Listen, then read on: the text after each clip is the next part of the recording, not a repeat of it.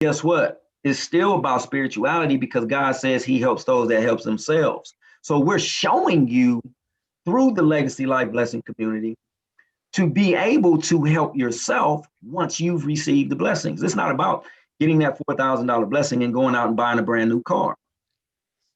I was that guy. I was the guy. I just told you. First thing I did was buy my wife a Lexus, bought myself a BMW at the same time. 2 vehicles, Lexus, BMW. And then guess what? Then I upgraded the BMW to a big body S500. You guys remember those, right? With the bulletproof windows and all that stuff. Doug remembers it, me driving up to the briefings and I'm in this big S500 and all that stuff. But guess what, guys? I was still learning to be who I am today. Thank God I started to surround myself with those people that were doing those things. So Lola, that is my breakthrough moment right there. And you know, whatever it is that you want to ask of us, I don't want to take up all the time. I want to be able to pass it on to other panelists. But that was my breakthrough moment. That was the defining moment in my life when a gentleman by the name of Antonio Adair said, "Man, this is a really nice car. Let me see your investment portfolio." That sounds like something Adair would say. Yeah, let me see your investment portfolio, right? And I'm like, well, man, I got this really nice car. That's my investment. That's not a portfolio. That's just a really nice car, right? So, you know, it's just one of those things. But that was it for me, though, Lola. That was my shining moment that really changed my life at that point. And I really learned how to grow into being that person. Well, you know, that's a powerful story. And I believe it speaks so much to how a lot of people in our community think, right? And you know, we big cars, you know, we get cars, we get the ladies want diamonds and they want furs. And you know, it always blows me walking down the street or driving down the street in my car, looking at somebody with a Louis Vuitton bag who's standing at the bus stop, right? That just kind of blows me away, you know, or a Porsche parked outside, you know, of a really not high-end apartment community, you know, but because that's how we think. We've been taught, and it's been drilled into us that that's what wealth is. When that's not what wealth is. I didn't say, and let me tell mine, because like I said, I don't tell my stuff. Nah, I ain't trying to keep it a secret enough, but nobody ever asked me, right? So since I'm asked, I think my wake up call was probably about when the market crashed. So when the real estate market crashed last, in 2008, my partner, Haywood Barber, and I were rolling. We were killing it. We was making like 50 grand, 40 grand a month, right? I mean, we were smashing it. Best year was about 750K, right?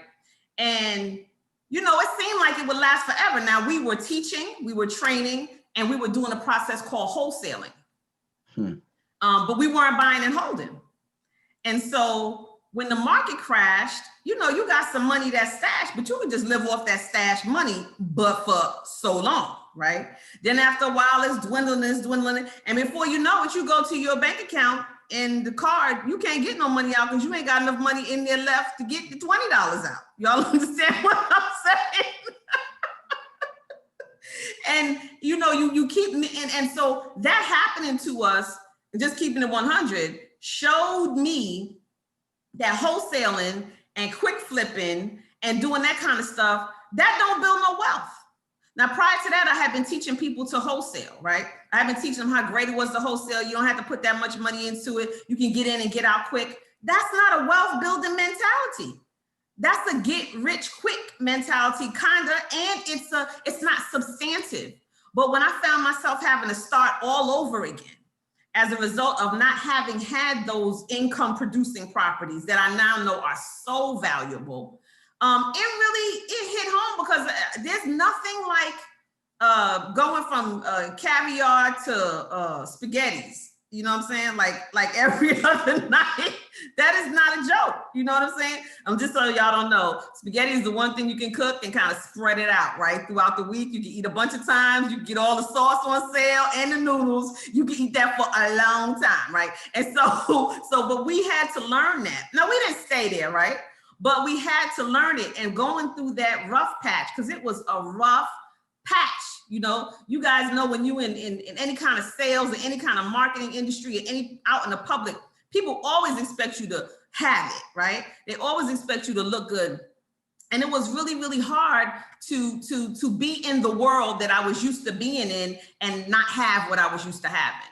And so that was a real wake-up call for me to say, man, you got to get it together, and you have to change your mindset, and you have to build wealth, not just make money. It ain't about what you make, it's about what you keep, right?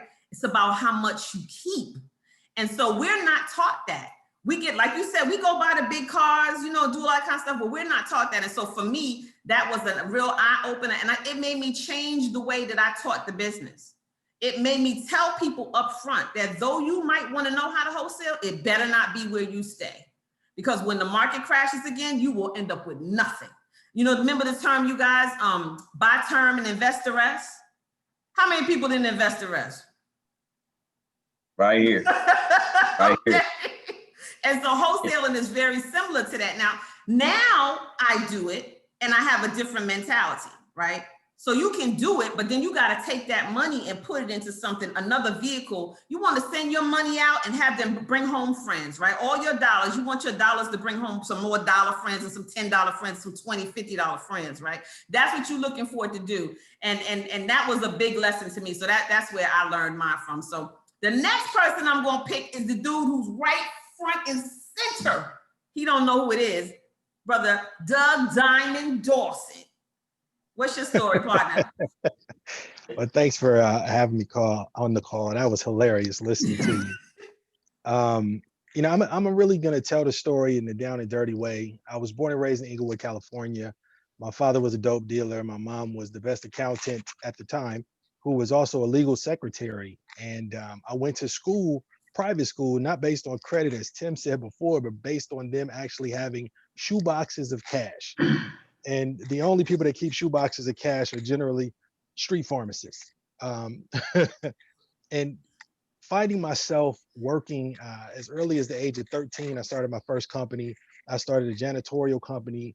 We had a family friend that had a Century 21 building. I began cleaning up the building, and one of his agents from another building saw me on one Sunday and asked me to come clean their building. So at 13, 14 years old, I was making about $700 a month. And for a kid in the 80s, that was a lot of money. Yeah. I was able to go play every video game I wanted to play at my leisure, bought my own bike, bought my own starter jacket, just doing things that most people couldn't do at my age. And I kind of industrialized the guys on the block and started having them come with me every other week, and I would pay them a little bit of money. Took some of the, kind of responsibility off myself, some of the hard work off myself, and paid them what was less than minimum wage, but they didn't know any better at the time. And fast forward, I started to look into network marketing when I was about 18 years old, looking at Amway and all these other opportunities because I wanted to do something different and something for myself. And finally, when I connected with Tim, we were in prepaid legal. And as they were teaching faith, family, and finance, I learned it in a way that I didn't practice it. I learned faith, family, finance, but focused so hard on the finance that I ended up losing my family. That was my divorce. Lost my family and never really tithed enough to claim that faith was in there as well. But then I ran back to faith once there was no family between the two. Definitely a horrible situation to be in. However, through the process of becoming a better me, pouring my purse into my mind by buying books, watching videos, and reinvesting those funds into the person that I wanted to become, my mind ended up paying back into my pocket, into my purse. I became better at just getting to know people, introducing myself to people, figuring out what they wanted in life, and helping them achieve that. And I didn't truly find leadership until I got to a company called Organo Gold, and I met the lady who's now my wife. When I met her, I had one or two options. I could recruit her into the business or try to recruit her into my life. And so I went ahead and recruited her into the business, and she was just ignorance on fire. Not calling her ignorant, but she didn't know anything about the industry. And as we began to read some of the same books I had already read, we read them together. We listened to some of the same audio together, and she crushed it. Um, she advanced to the first level prior to me advancing to the first level. And I want you guys to understand this. What I learned about leadership in that exercise was that if I could help her go to a success level before me, other people would understand that working with me could get them to the success level. I hope somebody caught that. So I Wow. began to work with her and just have her become a better her, because she had all these things on the inside that I helped her bring out. And I was nothing more than a mouthpiece. I did every presentation, but she was providing the audience. And if you think of it in church terms, and this is hilarious to say because we've heard it, but I did the preaching, she did the ushering, and collected the collection plate, if that sort of makes sense. Absolutely. And so when she advanced to that first level, we saw how easy it was for her audience to hear her edify me. And edification was a big thing that we focused on. And as she edified me, I would get in front of her audience. They would decide to get involved. And down the line, we looked and saw that now she was breaking leaders at those next levels. They were hitting positions. And financially, she did enough to walk away from corporate America. I did not want to walk away from corporate America. But at a point during that business relationship, I ended up recruiting her into my life. And she's been my wife almost 5 years now. And financially, what we found ourselves doing was looking good enough on paper so that everybody thought we were doing well, but not doing financially what we were supposed to do with the money. Then we started to do what we were supposed to do with the money. And now we're in a position where we're actually closing on a house November 16th, our first house. We're very excited about that. And we actually had enough money to have a designer to come in. And now they're giving us all these design tips and tricks and things that they're going to, that they want us to look at to put into our home. But it wasn't until I put everything in the order that it was supposed to be in: faith first, family second, and then finances third, that everything truly started to align itself as it was supposed to and operate as it was supposed to. You know, God tends to bless me in what I call 5-year cycles. And so I was able to meet her and have some success in business. And then 5 years later, get engaged. And then, well, pretty much 5 years later, get engaged. We'll get married. I'm sorry. And then 5 years after that, we're buying a house. And so I can't wait to see what the next 5 years holds for my wife and I.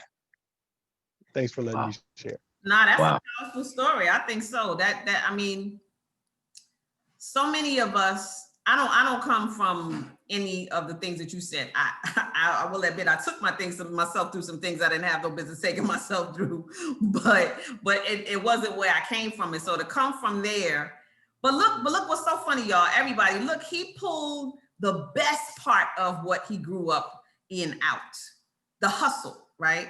The determination that he was always gonna have, but he decided it's all about your mindset. You know, sometimes I think we come here fine-tuned, and then sometimes we can make it better. But you came here fine-tuned. You looked at that and said, I'm not doing that. You know, I'm gonna do it the right way. I'm gonna make it the right way. And that's what you made your life, you know, for doing that. I think that is powerful. And I think it's really, really, really amazing. Thank you for sharing. And you got a wife out the deal, brother. It don't get no better than that. That's right. Absolutely. It don't get no better than that. Thanks for sharing, Doug. For those of you guys who just joined us, we're sharing our stories. We want you all to know why financial literacy is so important to us. Why financial literacy is so important to Legacy Life Association, because it is. And sometimes you see us up there and y'all see us very one-dimensionally. And everybody's got way more texture to themselves than you can possibly see through one single conversation about one single thing. So we want to just share with the folks who are part of Legacy Life, as well as the folks who are interested in looking at how we are taking Legacy Life 2.0 and financial literacy to the next level. And so everybody's sharing this story. Just wanted to bring y'all up to date. I'm gonna say eeny, meeny, miny, mo. Jackie Rice, you there? Jackie. She's here. She's here. Let me see if I could text her. I know she She's got a lot of stuff she's working on right now. Well, and so we'll give her a chance to pull it all together. We'll give her a chance to pull it all together. So next, I'm going to call Brother Oliver Henry. Can you please share with our family? Because if you're here, you guys, you're our family. You're here because somebody wants to see you do amazingly. They want to see your life skyrocket to a place that you never even thought it could. And so, can you share with the folks a little bit? You know, how do you know, what made you know financial literacy? What happened in your life? Many things, I'm sure, but something that you can share with people to let them see who you are and why financial literacy, you know, is so important for us to have. Well, I think it it started with my dad. I'm originally from Tuscaloosa, Alabama. And, you know, my dad ran a business, and for 25 years, he was the only Black bail bondsman in town. But I remember graduating from high school. Most of my friends went to predominantly Black universities, and my dad and I was very close. I always say he taught me everything I knew, and the rest I learned. But he said to me one day, he said, "Son, you know, I've been blessed to have a little money." And he said, "But the white folks got all the money." And he said, I've taught you all you know. So you need to go to school, and you need to find out how they got it and how to keep it." And so I was fortunate enough at that time to go to the University of Alabama. And I went to the University of Alabama with the mindset, because it actually started in ninth grade. Tim probably knows me better than anyone on this phone, especially over the last few years. I love to dress, and I do that every single day. But when I was in ninth grade, I decided that I wanted to be in the business world. And so every single day, ninth grade through college, I always went to class with shirt and tie, sometimes with a suit. Matter of fact, when I pledged cap at the University of Alabama, I remember that I was supposed to go to our pledge session, and had on we were supposed to wear jeans and a red T-shirt. Well, I had no jeans, so I came in with a red T-shirt and a pair dark colored slacks. And so the gentleman who was initiating us into the frat at that time gave me the nickname Boss Tweed. And so I learned about leveraging and how to make money when I was in college. Actually started in high school, but when I got to college, I took it to another level. Being that I was at the University of Alabama, it was a big football school. And so we quickly found out that the young ladies didn't like to go to football games. So at that time, as students, we got general admission tickets. Me and my friend Bobby Parker, and so we had about 10 or 12 young ladies who would go every Monday and get 2 tickets and give them to us. We would sell the tickets. So I lived in a townhouse, had a brand new car when I was in college, and they used to call me and Bobby the rich boys, and we didn't come from a rich family at all. We understood how to leverage people and leverage money. And so when I graduated from the University of Alabama, I lived in Atlanta for a short period of time, and I moved to Dallas, Texas. And that was where I got introduced to network marketing, which I did quite well in network marketing. But the entire time I was in network marketing, I worked in the corporate sector for 1 year, because I never ever went to school with the idea that I was going to work for someone. So I learned about the political system. I learned about the financial system. and I learned how economics work. And that was my whole purpose for going to school. And so uh, when I got here, shortly after I'd been here for a year, I got in the insurance and financial services business. And that was where I wanted to be. I was very successful. I was always, for 24 straight years, I never paid for a vacation. I was either number one or number three, whatever I did in that marketplace. And the great thing about that is today, I learned how to, my market at that time was educators. And I chose educators because I knew, regardless of what happened to the economy, that school teachers would never be unemployed.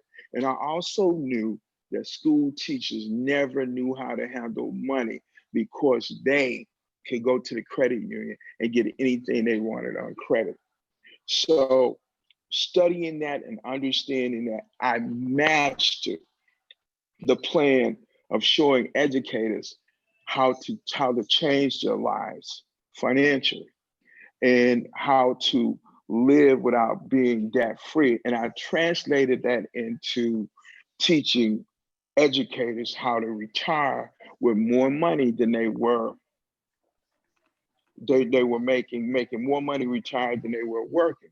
But I made one crucial mistake that changed my whole life financially. Being at the top of my game, I had an opportunity to fly down to Cancun, Mexico, and look at an investment opportunity for educators after they retired.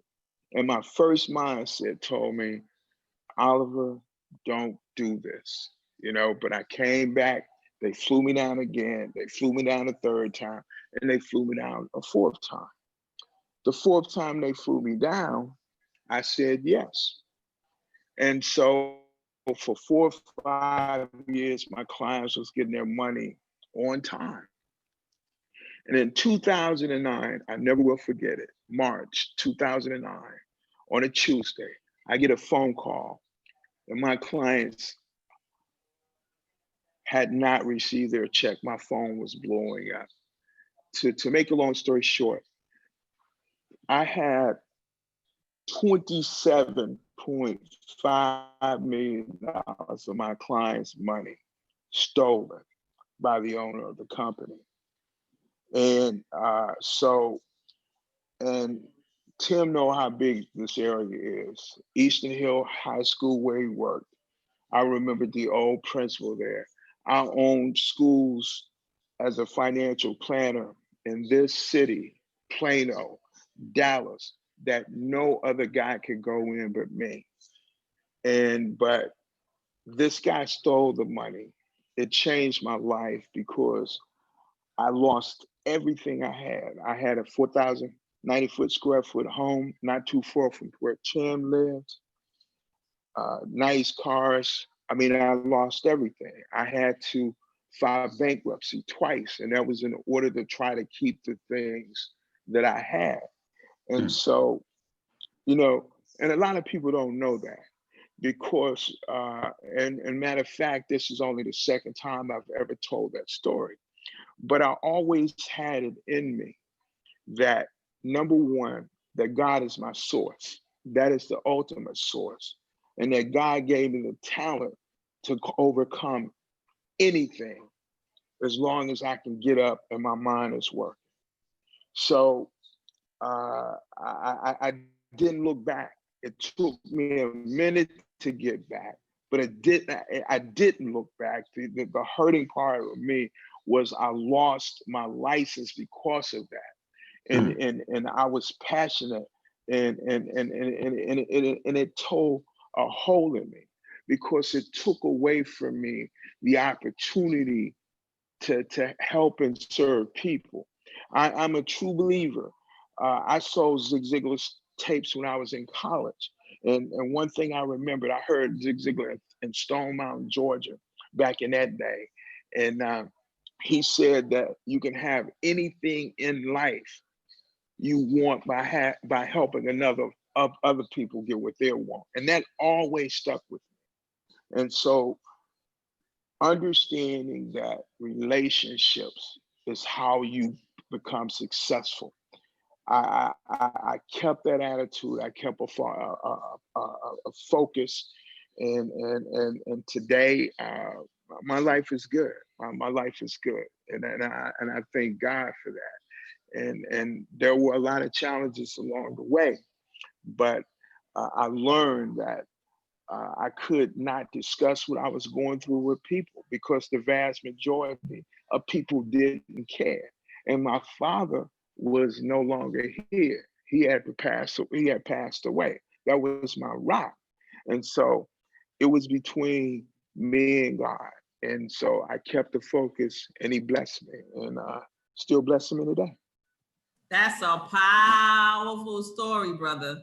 And I mean, that's a powerful story on so many different levels about never giving up, about, again, I think leaders have a special gene or something. You know what I'm saying? That when they come here, no matter what happens, they're going to find a way to bounce back. They're going to find a way to be okay. But you know what the common thread is? That everyone, I think, who is massively successful has a desire and understands that one of their primary purposes on the earth is to serve and to help God's people get to take care of them. It ain't about you. Your biggest heartache was that those people, you had a stewardship over their money, and that happened to them. That's the thing that just shines to me so much about what you just said, how you felt about that. That was the thing that hurt your heart the most. And that is the mark to me of a true leader. That's the mark of a true leader. Again, you guys who just joined us, I see some more folks join. I just wanted to share. Thank you so much, Oliver, for sharing that with us. We're all sharing a different side of what folks normally see in our Legacy Life Blessings Association conversation. And we really want to share with you tonight why financial literacy is so important. And towards the end, you'll understand what, the journey that we're taking you on and why we're telling you this. But I mean, the stories are they're mind blowing and they're life altering if you really listen to them, right? And you really try to understand what's going on. This is about coming back. So there are a lot of people who have been bruised and have been injured and have been harmed by the failing of our system to make sure people are healthy and make sure people don't get sick and make sure people are thriving, right? But what we're on here talking about is how you can make sure that not just survive, we want you to thrive. This community that we're in, we've been thriving through this epidemic, through this pandemic, and you can do the same thing too. And I know I might not, maybe I'm not supposed, go ahead, Tim. Oh, I was just gonna piggyback off of what you're saying, guys. The biggest thing that all of us should get from tonight, okay, and we're growing, we're evolving, but the biggest thing that you need to get from tonight is perseverance, right? And that's been the overwhelming theme from each and every one of us, and I'm quite sure it's going to continue to be that way as we continue to move forward. And once again, guys, this is organic. It wasn't rehearsed. This is just, it is what it is. It's just some folks that's coming together. We're letting you know that even though, yes, you see us at the forefront of what's going on with Legacy Life Blessing, but we all have a story behind the story. I don't want you to think that we all came here polished, okay, and we didn't go through things to get to where we are. We all have, okay, and it's a book that everybody on here should read, right? And once again, guys, you guys see the spiritual side of Tim Trahan every night when we do our Legacy Life Blessing conversations. But now we're talking to you guys from a business mindset that's still rooted in spirituality. Okay, we've all had to persevere through something to get to where we are. Every single person that you see on this screen that is talking to you, we're coming from a place that we all had to go through things, persevere to get to where we are. Nothing was given to any of us. Not one thing was given to us. Okay, we had to go get it. And like I said, I've shared my story with you guys before about my upbringing and the things that I had to go through just to be able to survive. Matter of fact, I talked to my brother this past weekend, and he reminded me of some things. Growing up where I grew up, man, the first thing you did when you walked out your front door every day, your head was on the swivel. You looked to the left, you looked to the right, and you made sure it was safe for you to walk down the street. All right, that's what that's. I mean, I can't put it any. I mean, but where I grew up at, it was just a reflex. When you walked out the door, you scanned your environment. You look to the left, you look to the right. Okay, all right, it's cool for me to go ahead on and go out. Now, if you look to the left and look to the right, and you saw somebody that you didn't quite know, you were like, all right, this dude is in the wrong place. Something's getting ready to happen, right? We like to call it, and I'm gonna be 100% real, right? I put it in the message, real conversation by real people. It's called hood reflexes. Okay, you had to develop those hood reflexes right away because your life depended on it. Okay, life depended on it. If you didn't have those reflexes, you could very well not make it back home. Okay, and so you develop those reflexes and things of that nature when you saw something that just wasn't quite right. And I'm still that way to this day. I guess I go and wherever I go, I evaluate a situation before I walk into it. And I've already laid out I played about 10 or 15 scenarios in my head before I even stepped in the front door. Okay. I've already mapped out an escape route. I already know, okay, if it's gonna go down, I got to get that guy first. You know what I mean? All of those. You still backing in the parking spaces? You still backing? All the time, right? You always have to have an escape route. But like I said, guys, we've all been through some things. We continue to grow and become better, and that's what we're trying to share. We're sharing our hearts with you guys, so you guys know, trust, and understand that we've all have come through and persevered. So when you're in the community and you're looking to persevere through some things, it's about stick-to-itiveness. You have to stick to things that God is placing in front of you, because like I said the other day, it's not about stumbling blocks, it's about stepping stones. And once you realize that that obstacle was put in your path for a reason that you might not understand at that time, but God will never give you more than what you can handle. It's all about trusting in Him and doing the things that He wants you to do in order for you to persevere. So I wanted to get that particular sentiment to you guys as often and as much as I can, because that's what it's about. It's about making us better. And how do we make us better? By sharing these type of things with you guys, so you know that it's not unusual for your flower to slow down. It's not unusual. It happens. Okay, that's life. That's an obstacle. It's about what you do with it, right? It's not unusual for you to receive a blessing and not know what to do with it. If you're not financially literate, you won't know what to do with it, and you'll allow that blessing to come back to who you are instead of doing what God wants you to do. The story of the talents: multiply the blessings and the talents that He has put in your life, right? And I say this all the time, because if you don't, He will turn your blessing that He has for you, if you're not a good steward of the blessings that He has, into a curse. And I've seen it time and time again throughout my life. Of people having a certain amount of talents and blessings, but they weren't a good steward of it. And God kind of smacked them upside the head with the exact same thing that He blessed them with. So I'll turn it back over to you, Lola. I'm sorry. I just had to say that. That's okay. That's okay. That's okay. That's all good. That's what we doing tonight. We sharing. Next person that I'm gonna call, because I can't wait to hear his story, because he told me a little bit of it, but I want to hear some more of it.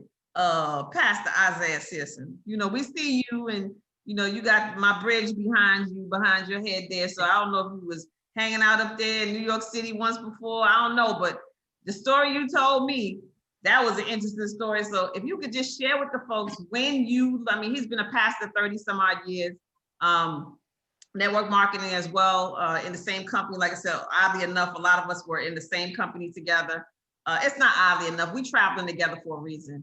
But I would love for you to share with the folks what thing or what has happened in your life to let you know that financial literacy is so important, and want you to be a part of this because I call this is a movement, right? Part of the movement that we all started to make sure we share and empower people with financial literacy. Well, good evening, everyone. It's a blessed privilege to be here with you guys, and it's really to have these cameras open so I can see what you look like. Look at old Oliver, still chilly, isn't he? Look at he just ran back clean, just sitting in a chair. Come on, Oliver, man, put a t-shirt on, brother. Oliver just kicking back, and then Doug come like he's getting ready to go Joe College on his ankle. I know that's right. I know that's right. And look at me. I feel severely underdressed, but y'all gotta forgive me. I'm just coming in from football practice. That's all right. Your pretty wife, your beautiful wife is representing. Oh man, there she is. There she is. Well, look at that. That is my gorgeous wife, for real. Change hats. You put on your Compton hat, you be dressed properly. I know, Hey, right? Tim, you gotta put your jacket in the car, man. I know. And then Doug, you see that what that guy said, Inglewood up to no good. There it is. Yeah. Hey, but guys, Tim mentioned a book, and I don't know which book he was referring to, and I just want to share one that is an absolutely must read for all network marketers. It's called Think and Grow Rich. Yes. That's an absolute must read if you're in network marketing. Let me share just one thought with you, that everything everyone has just said. More than 500 of the most successful people America has ever known told the author their greatest success came just one step beyond the point of which defeat had overtaken them. That's right. Their greatest success. And listen to this, it says, failure is a trickster with a keen sense of irony and cunning. It takes great delight in tripping one up when success is almost within reach. And so many of us, we're so close and we think we're so far away, and all you need to do is take the next step. But let me just give you a little history now. I'm gonna give it to you from an age perspective. Other than Dr. Franco, and I think I may even have Dr. Franco by a day or two. I go 73. Now, I want you to think about something. I'm like Oliver, I'm from South Carolina. I was from Alabama. I was raised under the shadow of a cotton field. And if you know what that means, that shirt that some of y'all are wearing probably came from cotton that I picked. And when you look at that, one of the things that happened that got me out of the cotton fields was one Saturday morning, all the cotton you picked on a Saturday was your money, but we were only making 2 cents a pound. So I just wanted to get enough money to go buy a fish sandwich and a quarter Falstaff. So what we did, it had rained the night before, so the bush had sort of overlapped. So when I was on my knees to push the bush back, there was 2 rattlesnakes underneath it, locked and cocked, just like that. I was that far from the both of them. I don't know how I managed it. I came out of that off my knees, on my feet, doing about a 4.240 in opposite direction. And that was the last time I was ever out there. I was a baby of 8. We had a shotgun house that you can stand in the front of the house and shoot straight through, and the bullet goes straight through the back of the house. No bathroom facilities inside, outdoor privy outside, a pump that you had to catch. And some of y'all don't understand that. You pour water down it, then you pump it so you can catch it, so you can pump water. If you took bath in a number 8 bathtub, which means you had to pump the water, put the water in a bathtub, get your naked behind in there so you can take a bath. So we had it rough, but we didn't know that because everybody had the same thing. So that's how I came up even through high school. Now in high school, I was probably the best athlete that they had come through here other than Ray Allen and John Morant. Those are the only 2 that came through and done more in this, and of course, Freddie Solomon. Those 3 were the only ones that did more in this area than I did, but I came out doing the 60s. So we didn't have a lot of the things that they had. So when I went into the Air Force sort of groomed me and got me out of that mindset because they used to call me man. That's what the family called me. And they said, you always act like a little man. And that moniker went with me for my whole life. And when I went into the military, I was always pulled in a position of leadership. Never asked for it, but was always pulled to it. In the military, I was pulled up to the first squad. I was made the first squad leader. But I was also a reckless guy. And when I say reckless, I did not know better. My dad was 50 when I was born. He never saw me hit a home run, never saw me caught a pass, never saw any of that. He was a good man. He worked hard, studied the Bible, and he prayed. Those things he did.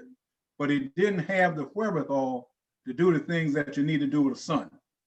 So all of that came into play. So I was raised about running and gunning. All the guys know what I'm talking about. Running and gunning. That's all I knew. You get out there and you try to go with every girl you could see. Every last one of them. I mean, if there was a skirt, it was game on. You want to have 50 girlfriends. Man, Christmas, you want to get all the gifts and give out none.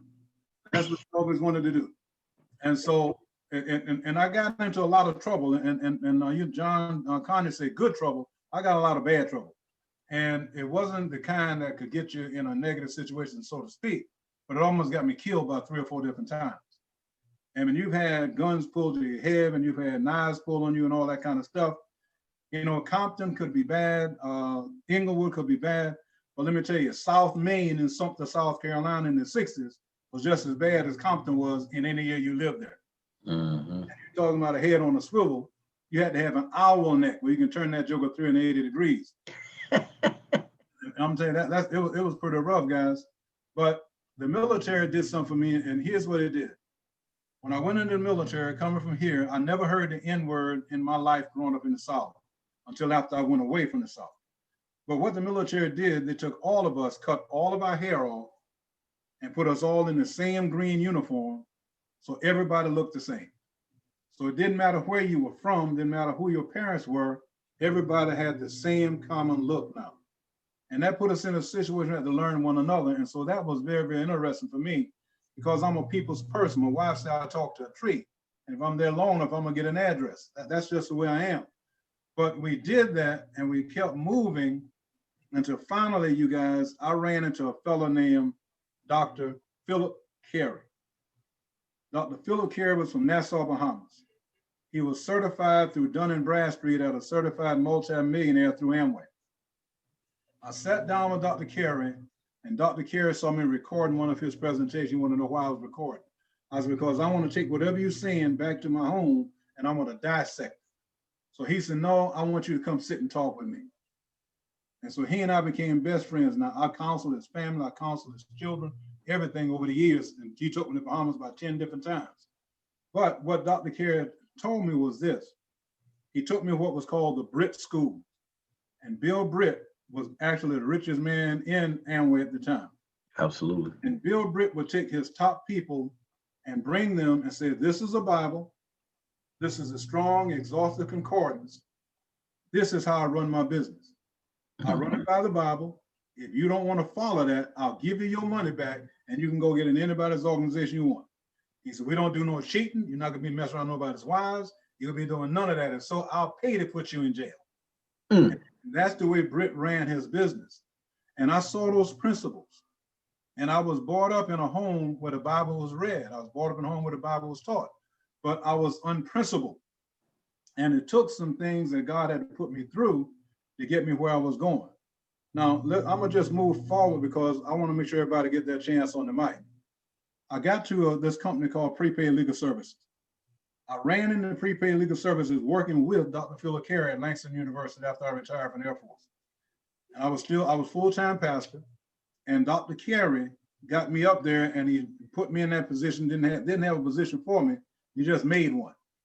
And Ken Moore came out to Langston to sell prepaid, and that's how I met him. And he told me, he's a Sierson, you need to get into prepaid.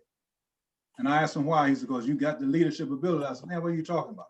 So I asked Dr. Carey, are you in? He said, yes. I said, all right, how much it costs to get in? It's $35. I said, I'm in. So I got into prepaid legal services, guys.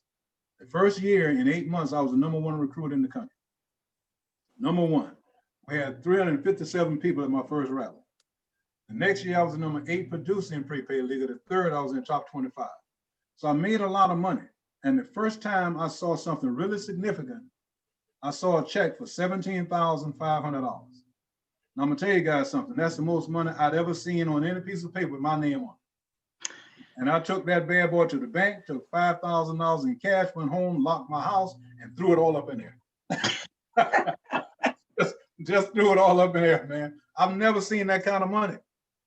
But, and Ken Moore, what he did, Ken and I, before he died, if anybody know him, he and I was twins. That's the way we told folks. And we used to go all the way around sharing the story about prepaid legal. And Ken and I became very, very close, very spiritual man.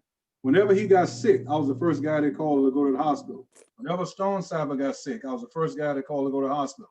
When Wilbur Smith got sick, I was the first guy to go to the hospital.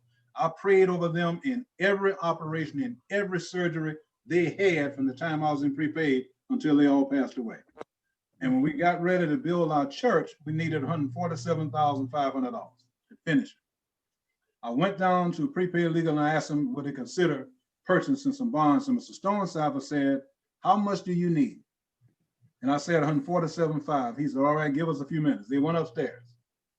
10 minutes later, Kathy Pinson came back down with a check in her hand for $147,500. Look, guys, it took me 3 hours to drive 45 minutes. I was pulling on the side of the road, crying, beating on the car, snorting, carrying on, you name it, man. I was a mess. But God showed me what he does when you do the right things. Say that. He put me in place with these guys, and someone, I think Doug, who was one, someone, no, Oliver was mentioning, why the white guys got the money and that kind of thing. Here's what they do. It's not because they're white, it's just because they went through a different system than we've gone through. And they've learned something different economically. That's why Trump was gifted $414 million by his father. But what Ken knows sat down and told me some things was about what to do with money. And they put me in that position because Stone Cypher's wife, I would be taken all over the country to speak on prepaid. I never talked about the business. I always talked about the character it takes to be successful in the business. And his wife told him to Harlan, if I was in Oklahoma City, I'd go to Isaiah's church all the time. So they flew in 4 or 5 different times just to worship with us. This is the CEO of this company. That's the kind of what the favor that God gave. Now watch what God did. All of this prepaid legal, I never knew, and let me share something with all of us on the call. You will never, ever imagine who's looking at you while you do what you do. You need to think about that. People are watching you. Your voice, your thoughts have presence. People are watching you. Because here it is, all these years later, look who's all together. Who's in prepaid legal together. Say that. Look how God brought all this thing back together and put us right back here where we can take all of these life experiences and put them together in a big old bucket, stir it up and pour it out in something called testimony. That's what he's done. And who's to benefit from that? Not just us, we've gone through it, but you. Look, I wish I could say I've always had it easy. I pastored for 33 years. I got my first raise as a pastor after I pastored for 16 years. But I never needed the church's money. I always had other funds. So God always blessed me, but I found out his principles. If you operate by those principles, guys, you will succeed. It's all about doing right when it seems so convenient to do wrong. It's just always being willing. If you have to lose, accept it. Because you can never, ever lose by doing something right for God. Wow. He will always bring things back around that's going to bless your life. And when you make up in your mind that that's what you're going to do, he's going to work it for it. And I'll say this and I'm done. I was going to South Carolina, going through Knoxville, Tennessee. And I was listening to James Brown, King Herod, talking about drugs. And all of a sudden I started preaching up a storm, man. I must have preached about 45 minutes. 40,000 trees got saved. And I stopped my car and I said, what the heck is going on here? That was in 1971, guys. 1981, I accepted the call to pastor, to minister full time. 10 years later. So what am I saying? Your destiny is tied to what you do on a day-to-day basis. The secret of your success is in your daily activities. And if you just keep on doing what's right, you keep on doing the right things, you keep on telling the truth, trust me, God's going to bless you. And I wish I had a chance to tell the whole story, but I don't. There's much, much more to tell, and down the road, we may get it all out. But I just want to let you guys know, one, I love you, and there's absolutely not one thing you can do about it. Thank you, Pastor Sierson. Thank you, thank you, thank you. That was awesome. You told me some stuff, but I certainly never heard that. That's an amazing story. You know, being a prepaid legal alumnus, right? Right. That's amazing to me, to have developed that. And he wrote a check. He had them write a check for $147,000. And so, you know, we always picking up these pebbles that after we get to a certain point, that whole pile like just equals immense favor. You know what I'm saying? We always doing that. Let me add one thing real quick. Doug, I think someone mentioned faith, family, and finances. That's a Mike Turpin term. Mike Turpin is the former Attorney General of the state of Oklahoma. He always says faith, family, friends, and finances. And he said, take care of your faith and have fun with your family and be with your friends. You got to have some finances. Now, watch this carefully. Melvin Hall, who was the first Black to be the president of Board of Regents OU, was a member of our church. Melvin was also one of the lawyers in the firm.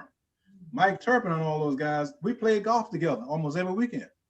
So God put me in the presence of all of these people. And that's how I learned the value of holding the nickel until the Indian get on the other side and ride the buffalo. That's how I learned that, man. That's how I learned that.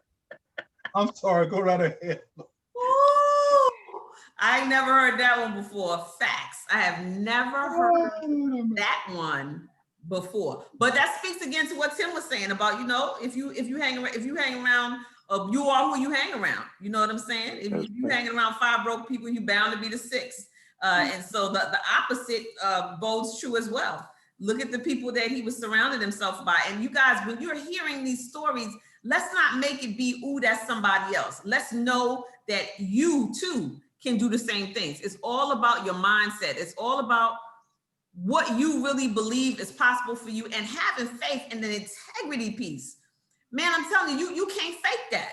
That's either it is or it's not. There's no faking that whatsoever. The person I want to call now, because I got to mix it up a little bit and they don't have any idea I'm going to call them, but she just looked like such a boss sitting in that chair right there. When I tell you she looked like a boss, she looked like she the CEO of the CEOs. And so because my beautiful sister does look like that, and she is that, believe me, she's on top of her business. She is organizing what we have all the time instead of Legacy Life. And God knows she and I keep each other from screaming sometime with some of the stuff that we deal with. Well, Paul, I know you didn't know I was gonna put you on the spot, but what does financial literacy mean to you? And maybe you could just like talk about something, I don't know, for you personally, individually, or between you and Tim and you guys' family. What has shown you how important it is to have financial literacy and to make sure that you're strong and have financial freedom? Well, family, good evening to everyone.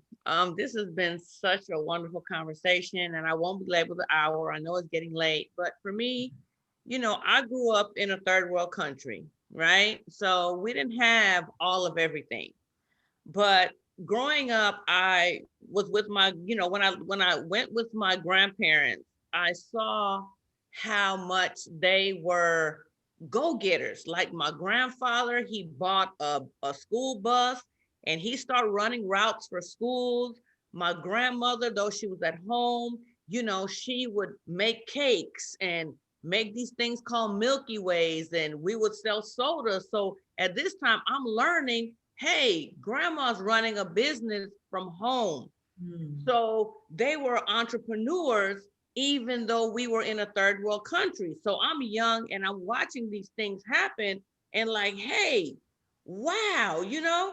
So growing up in that environment and, you know, going to school out there, we didn't have much. But even though we didn't have much, we were always taught to whatever you do, you be a servant to others and you work hard, always. So fast forward, you know, me then going through school and going through college, I landed in education. And as we know, education is a true profession in which you're finding yourself serving others. And I could have did anything else. I'm degreed, several degrees. I could have done anything else, but that's where the Lord placed me. And it's ironic because with all the places we've lived, you guys, I've always ended up on the east side, at the hardest schools. But I was okay with that because that's where I was needed. Those are the hardest schools to work at, but that's where I needed to serve. That's where I would make the biggest impact. But with that impact, I see the lack of equity in the system. And our kids, a lot of our parents, they do not have that financial literacy piece, which will take them to the financial freedom. So therefore, it is our duty to enrich ourselves and have this financial literacy, to have the financial freedom to educate those that do not have it, so we can make that change in society that we need to see, that we should have saw a long time ago. So I'm very passionate about what I do. It's hard, it's rough, but it's needed. We see the biases, we see the lack of what our kids and what our parents don't have, why they really despise and turn away from education, but it's because they haven't been fed what they needed to be fed. Pastor spoke about in his being exposed to a Where'd she go? Oh man, I still hear it. Y'all can't hear it. It's some good stuff too. Man. Hold on, let me tell her phone froze. Hold on. Yeah, you froze. Oh man, she was getting, boy, when I tell you she was hitting y'all in the head, she was throwing stones, man. The nuggets was flying. I can hear you. You can keep going because I hear everything you say. I'm mad that we ain't had her up here before doing this, right? Oh my God. Listen, guys, she is hitting on some stuff, man. Oh man, she going deep too. She going deep. She's probably gonna log. There you go. Go ahead, unmute yourself. I'm sorry. Oh, There you go. Oh man, go ahead. Keep throwing them stones, man. I didn't want to go this far with it, family. I didn't, but it is my passion. And I even see it within, different conversation I have with people within the community. They fall within that same loophole of having different experiences where, oh, I just want to give up and get out. No, we're going to fight through this because we have to educate ourselves so we can do better and have better for our children and our children's children. Why is it that we're just in survival mode instead of expansion mode, where we're making impact with generations to come? We have to fight through this cycle. This, I don't know, I don't want to call it a curse, but being in the profession I've been in over 20 years, we've got to make it out of this thing. We can't have that mindset of, oh, just let me out, I'm gonna give up. No. We're gonna fight through it so we could come out on the other side. Come on. All right, now. I'm done. I'm stopped. Well, let me say this. If you out and don't be a part of this ever, I'm coming to Dallas to get you. Okay. Oh my. That right there. Now, so I'm glad that everybody saw this, because y'all just see the pretty lady sitting there. She say stuff sometime about administrative stuff, but that sister right there is power. You hear me? Wow. That was stronger than strong. Look, I already loved you. I love you 50,000 more times now, because you just, wow. And you guys, what you really got to see is the passion that she has in her heart for people and for righting these wrongs. And that's what we talking about here. This ain't about money. This is about what money can do to save us. This ain't about money at all. What did that do? This ain't about money at all. So I appreciate you for sharing that. That was so powerful. And sis, can I say one more thing? And with that being said, and Timothy, as hard as I work, right? We all have to know whatever job that you're in, you're just an employee number. That's right. Because they made a business decision about my position. They told me your position is eliminated. So it don't matter how hard you work. When they get ready to make that decision, you're an employee number. And if your number is the one that comes up, you're gone. So if we don't sit and make a financial pathway for ourselves that we dictate what happened to us, we're setting ourselves up for failure. So come on, family, let's get it. Let's do it. We can't back down. If it's worth having, it's worth working for. Let's get it. God dang it, man. Let me tell you something, guys. Get involved again. I just do. I swear Hey, you about to make me, boy, you about to make me I'm just getting ready take to off run across everything the and run street. out of here. I feel like I'm I'm on coming. I'm fire. coming across the street, guys. I'm running. I'm Woo! running. I'm coming My for you. God. Man, let me tell you, my wife, listen, when I tell you somebody that is behind the scenes, when I say network marketing, my wife has always supported me in everything that I've ever done in this particular industry as being an entrepreneur, 100%. Now, she's never been the person in the forefront, but she's always been the person behind the scenes. When we used to have, and Doug Dawson to tell you, we had the premier briefing in Southern California. We were averaging, 300 plus people per night on a Tuesday night. My wife was always serving at the table, getting folks checked in and doing the things behind the scenes. She would come up to the front of the room every now and then, say something powerful, and then just disappear into the sunset. So she has it. When I tell you she has it, she has it. She just chooses to serve in a different way.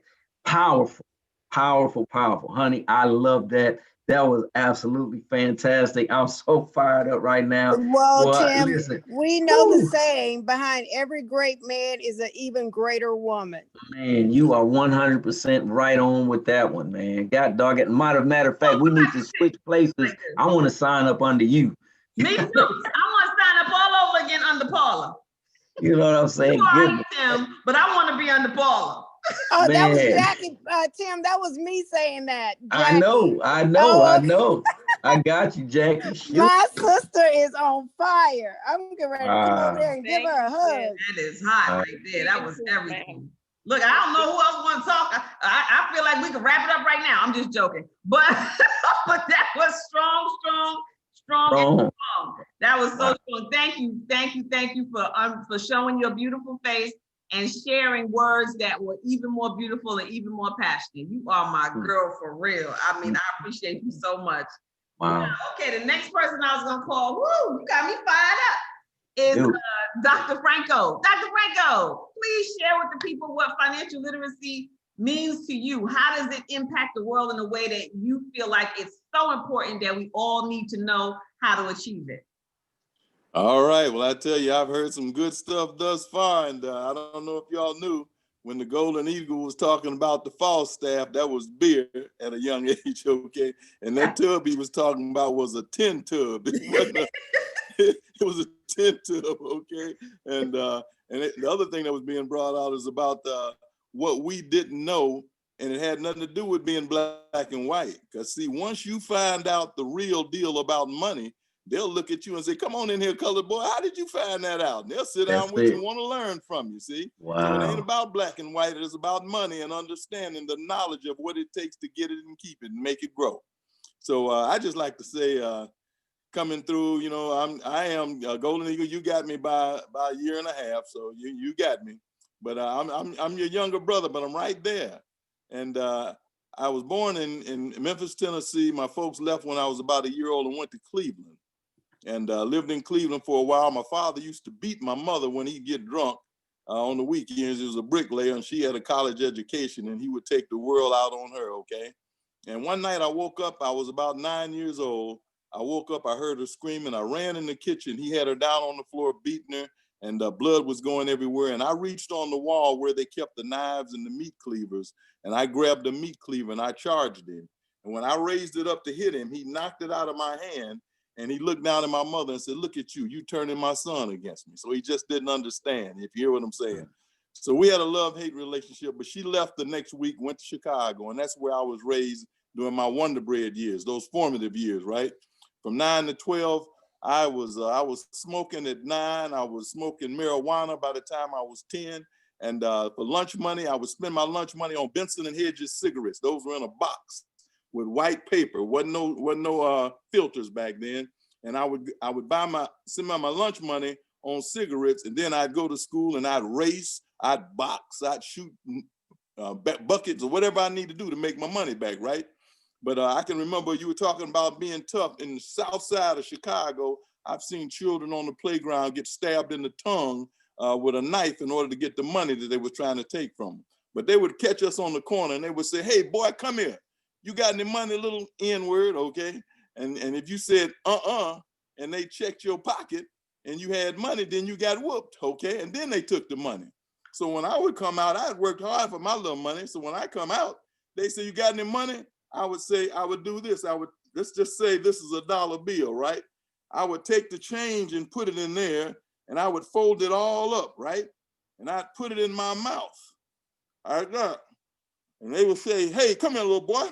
You got any money? I said, They said, all I find I can have? I said, They would pat my pockets down, and I wouldn't have them. They said, go on, get off the corner, boy. I'd go around the corner, take my money out of my mouth, and I'd go and buy me something from the store. Y'all ain't getting what I'm saying.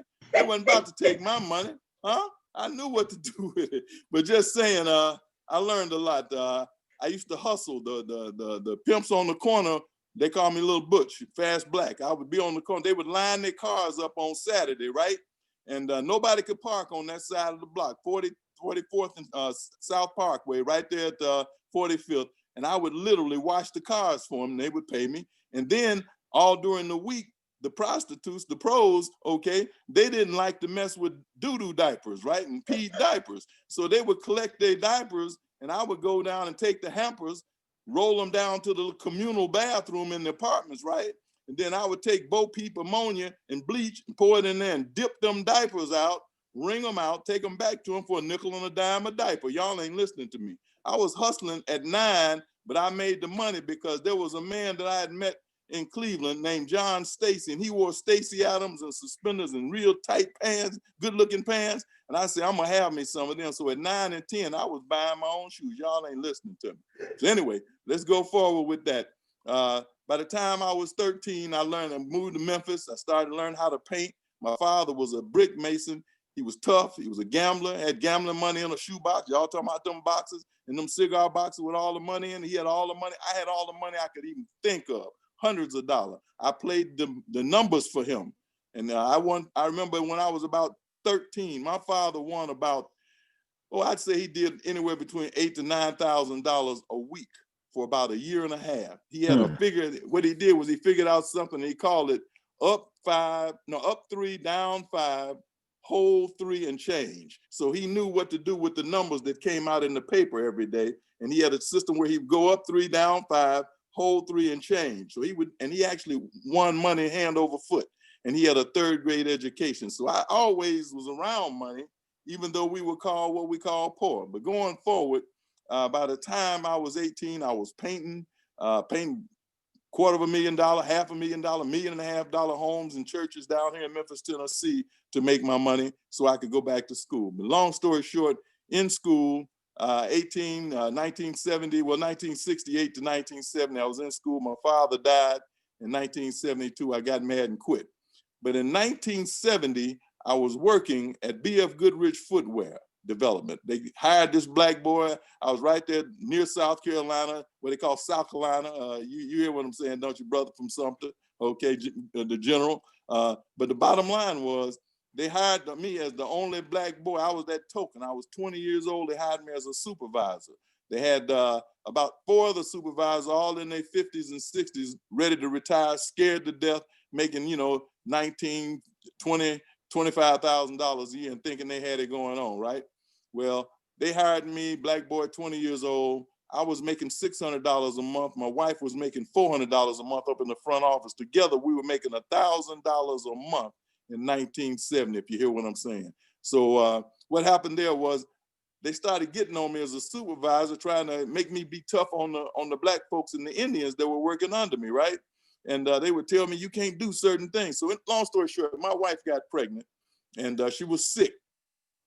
And I said, listen, I don't live but about 10 minutes from here. My wife is on the floor throwing up. I need to go home. And they said, well, you must understand, Frank, that we are the chiefs and they are the Indians. And so you can't show. I said, look, I got to go home to my wife. But you understand, we are the, long story short, I had to leave and go home anyway. When I came back, they had me on the red carpet.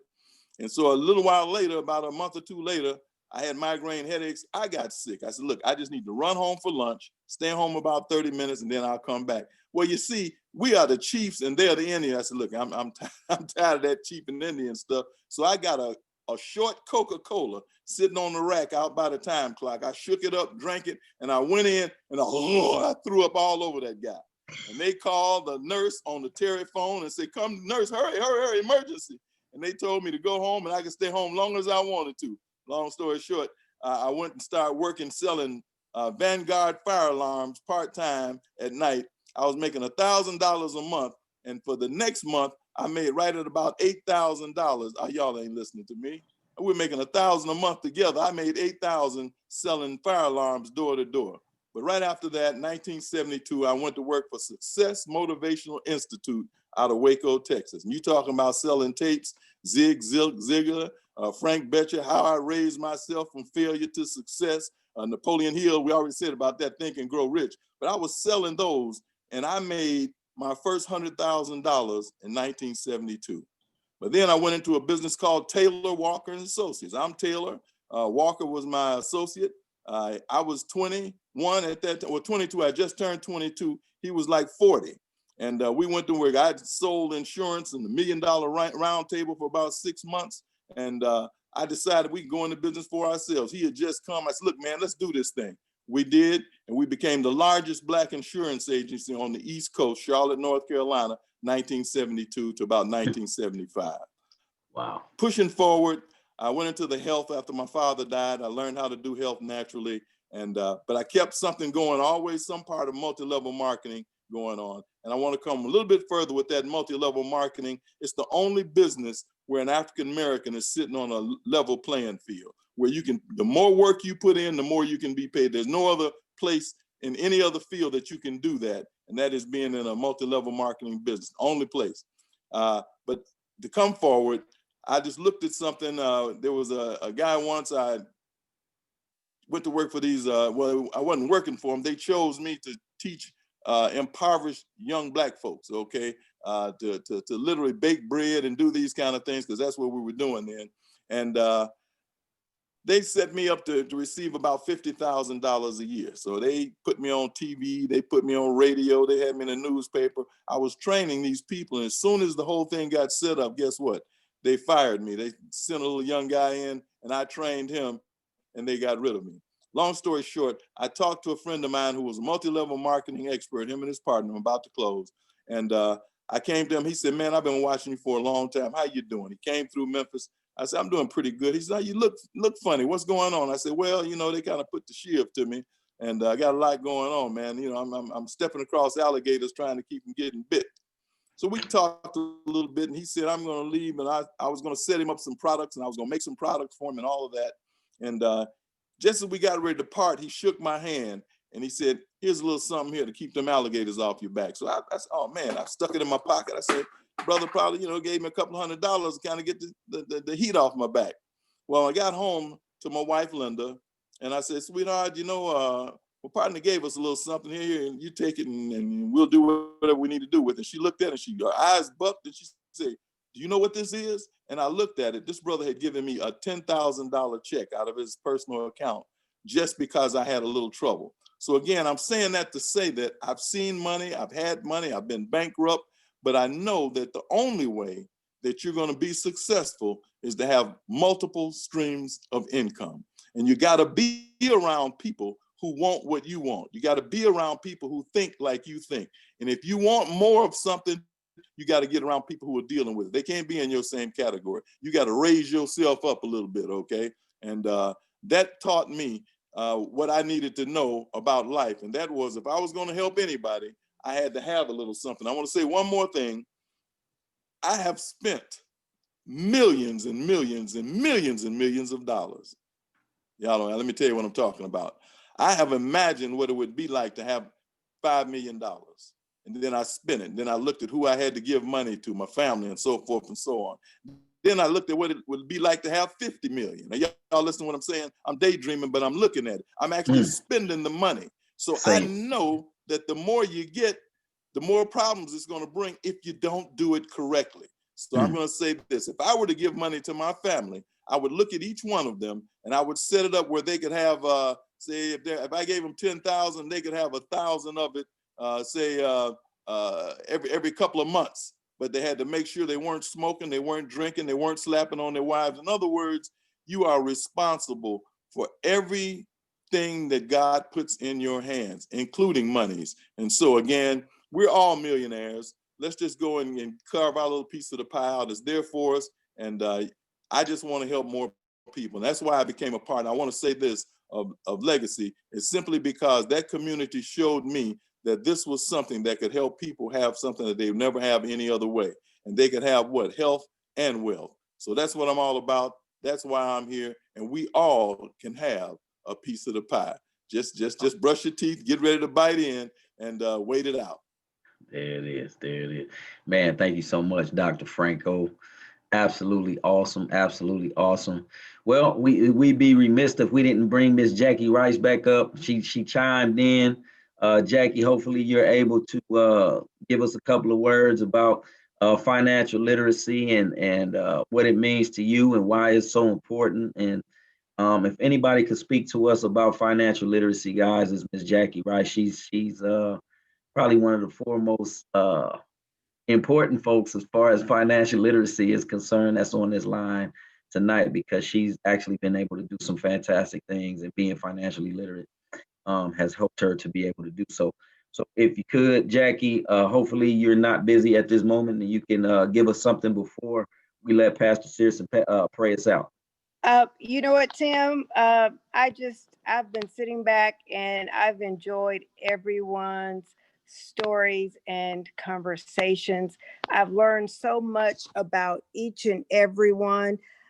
I just would like to ask this one question. Is it okay if I speak on next Tuesday's Talk Tuesday?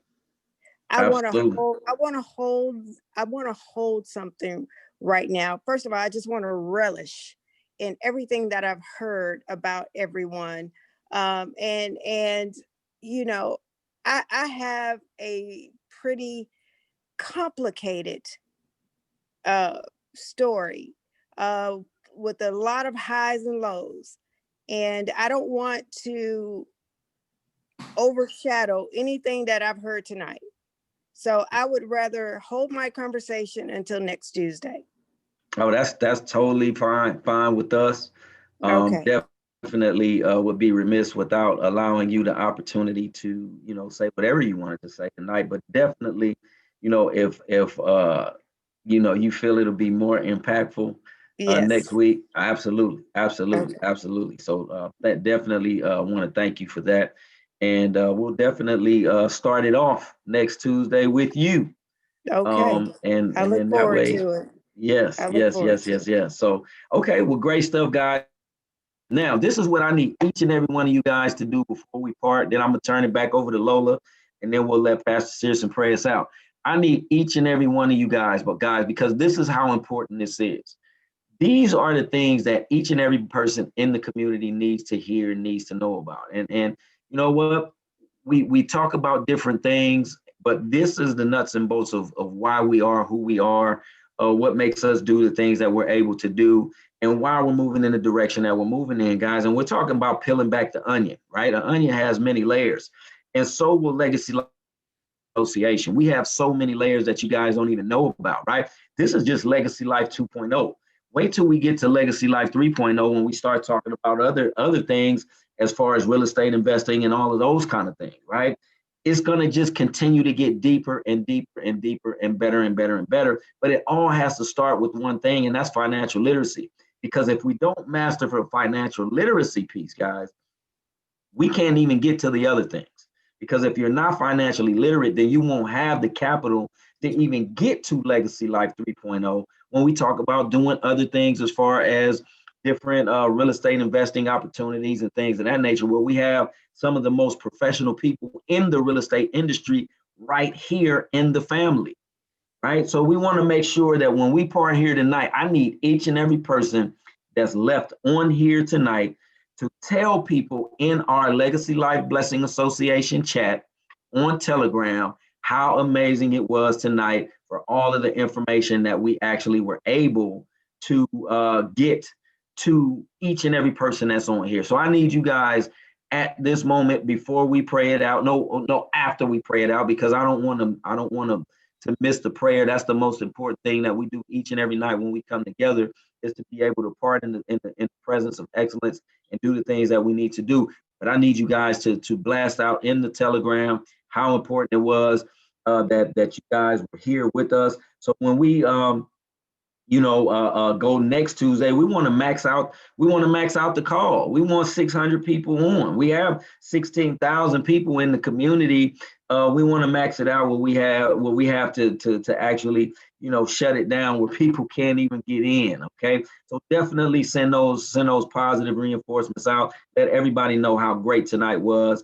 And, it's just a great opportunity for us to do what we do. And it's going to continue to get better and better and better as we continue to move forward with Legacy Life 2.0, Legacy Life Blessing Association, and everything that we're doing. But once again, guys, it all starts with the financial literacy piece. So with that, Lola, I'm going to turn it back over to you. Let you give any closing remarks that you want to give, and then pass it over back to Pastor Sierson so he can pray us out.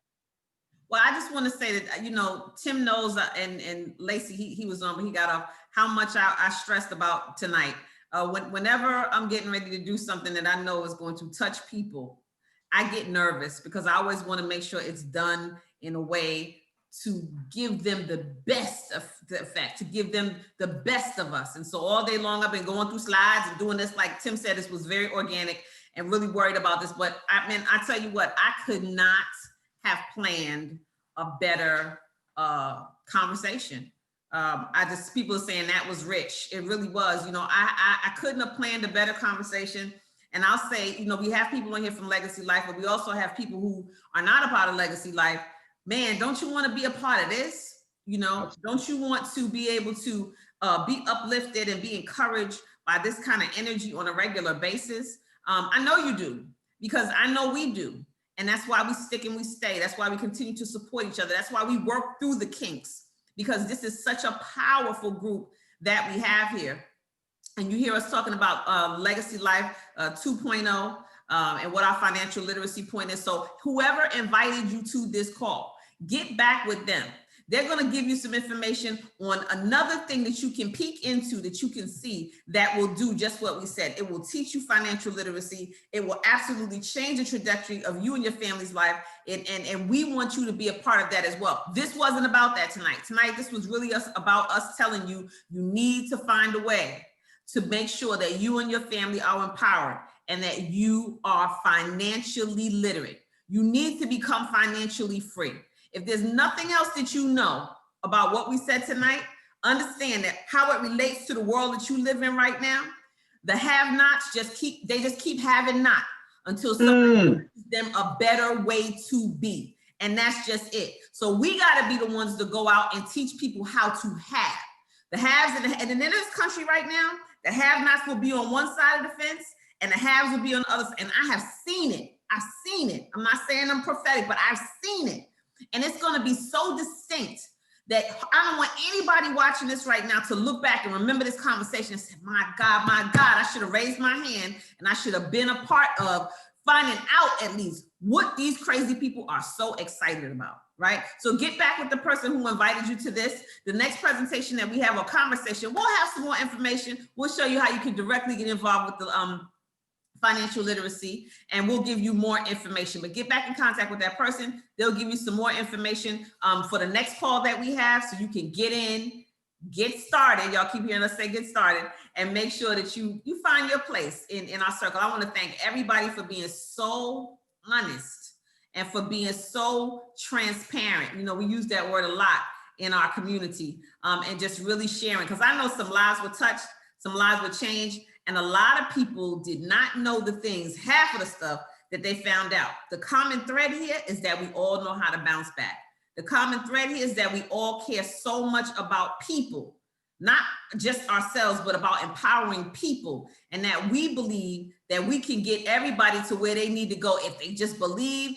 And like someone earlier said, if they just put the work in, and if they absolutely never, ever quit. So thank you guys. Oh, for some folks are putting some really great things about what has been shared, And so I hope y'all are all very excited about what you shared. And I can't wait for us to do it again next time and hear everybody's stories. We'll have even more people on. And now I'll throw it back to my dear friend, Pastor Isaiah Sierson, to close us out. Mercy, mercy, mercy, mercy. I don't mean Marvin Gaye either. Guys, this was stronger than bad breath, I'm telling you. This was some powerful, powerful stuff. And you know, and the reason Paula and Tim and Doug and Dr. Franco and everyone that's still listening, we feel you because we've been where you are. Yes, indeed. And that's what makes it different. When people feel you, they feel your pain, they feel your hurt. They've been through what you're going through, and some of us may yet be going through some of it. But God may be, you got a setback, a setup so you can get a comeback, and the comeback can be greater than the setback. So everything, man, Paula, I should have recorded you. No, we did. Well, we did? Oh my God, we need to splice that and get it out to the masses. Girl, I was reaching for my wallet to send you an offering. My God, I see why Tim's so happy now, man. You ought to cook that girl some stuff before she go to bed. But guys, we're going to pray and thank God for everything. And Lola, you were masterful. You were off the chain, as always. And Doug, it's good to see you, man. It's the first I've ever looked you in the face. It's good to see you. Dr. Franco, I love you, brother. Love you, love you, love you, love you, love you, love you, love you, love you. And Tim, you are the bomb daddy, man. You're the petit familiar, you the cat's meow, man. You're the booger with the sugar and the boss with the hot sauce. You got a smooth out going on, brother. Thank you so much for being the man that you are. Father, we love you tonight. And we applaud and praise you. We salute you. We bow down before you. We call you holy. We call you right. We call you righteous. We call you kind, benevolent, and loving. You're just, and you're merciful. And God, we just thank you for being the God that you are, because you've kept some of us from dangers, seen and unseen, the head on the swivel. You kept us when some was out there maybe attempting to take our lives and we didn't even know it. But you kept us for this moment. For you had a purpose for each one of our lives, even for those who are yet listening. They were purposed to be here tonight. It was in your purpose that they were here. How you take all of our nonsense, all of our mess, all of our mess ups, and take our mess and turn it into a message. You take everything we've done and put it in a big vat and stir it up and pour it out in something called testimony. And it's the testimonies of life that birth life in the lives of other people. And we praise you for it. May everything that's said tonight resonate in our spirits throughout this evening. And may we come back tomorrow when the light comes on our faces and we rise from our sleeping places. Before we hit the floor, we say thank you for being so good to each one of us. Bless every family. Bless every father, every mother, every child, every family member who's attached to the folks that's on this call. We speak peace and joy, grace and love and prosperity over their lives, that they might be the people you're calling them to be. Thank you for all of our lives' experiences, because they brought us and made us who we are. And we praise you for everything said and done here tonight. So it is in your holy name that we close tonight. We say thank you once again for the leadership of Lola and Tim, for all of the folks who spoke tonight and all of the folks that listened. We love you, Father, and we appreciate you so, so very much. Keep us in a spirit of oneness, that we will feel each other and continue to march forward with that spirit of excellence that we talk about so often. And in all that, we give you praise. For we ask it in your darling Son, the Lord Jesus Christ's name, he that died that we all might live. And we thank you for it. And all of your people together said, amen. Amen. Amen. Amen. Amen. Amen. Amen. Thank you so much, guys. Each and every one of you that decided to stay on. Like we said, guys, it's every Tuesday night, right? Let's Talk Tuesdays. This is what it's about, right? We'll get an opportunity to share some other things with you guys as well. And it's just absolutely fantastic for us to be able to have these kind of conversations with you, so you can get a bird's eye view of exactly who we are, what we're about, and the powerful things that we have going forward. So I'm turning it back over to you, Lola, such a gracious host on this evening, and I'll let you close us out in whatever manner that you see fit. I'm just gonna say thank you again for the company. Thank you again for you all just really being my friends. You know, I gotta be honest with you. You know, I have a whole new family now, and I really appreciate y'all. You know, I really, really do. And so I just want us to keep in that vein. I can't wait till we come back next Tuesday, and we'll be back on our regular scheduled programming tomorrow. And and Paula for president. Yeah. Exactly right. That's exactly right. Paula for president. I'm serious. You just knocked my socks off, girl. I'm gonna be calling you on some interview type stuff that we're gonna be doing on Facebook. You know, I have a group called Black Girl Investor. I will be calling you into that group, and you will be doing some talking. So don't try to hide, because I'm coming for you. Thank you guys. Good night. Everybody be safe, stay safe, and stay encouraged, because we got great things happening. Only the best is coming. Y'all have a good night. Peace and blessings. And I did record it, so I will be sending it. We'll watch it later. That's it. That's it. You guys have a blessed evening, man. Great night. Great night. Good night, family. Good night. Your medication has changed. We want to help.